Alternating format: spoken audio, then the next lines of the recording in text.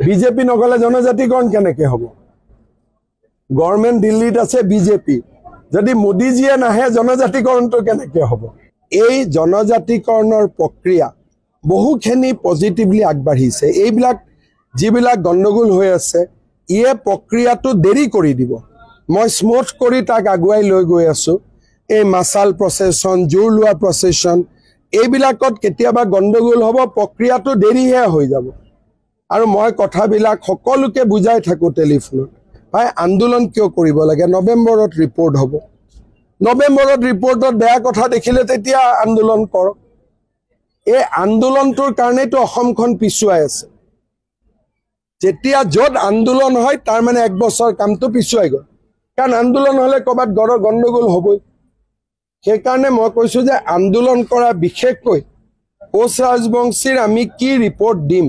কোচ ৰাজবংশী মানুহখিনিয়ে জানেই সকলোকে মই ইনফৰ্মেলি কৈ থৈ দিছো যে আমি পজিটিভ কৰিব গৈ আছো এই আন্দোলনটো কিয় কৰিব লাগে যেতিয়া তেওঁলোকে নাজানিলে আন্দোলন কৰক যেহেতু মই কৈয়ে দিছো যে নৱেম্বৰত এই কথাখিনি লিখা থাকিব তেওঁলোকে মোক কৈছে দাদা এইখিনি লিখা থাকিলে হৈ গ'ল এটা আকৌ কিয় আন্দোলন কৰিব লাগে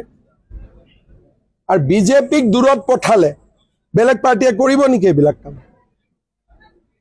যদি বিজেপিক কোনবাই ঠেলি দূৰত পঠাই দিয়ে বিজেপিৰো ক্ষতি হ'ব কিন্তু অসমৰ ক্ষতিও একে ধৰণে হ'ব সেইকাৰণে মোৰ মতেদি আন্দোলনটো ৰাস্তা নহয় আলাপ আলোচনাৰ মাজেৰে আগবাঢ়িব লাগিব আৰু সকলো কথাতে দুটা পক্ষ থাকে চৰকাৰে দুইটা পক্ষৰে কথা শুনি আগবাঢ়িব লাগে নহলেতো সব কাম হ'ব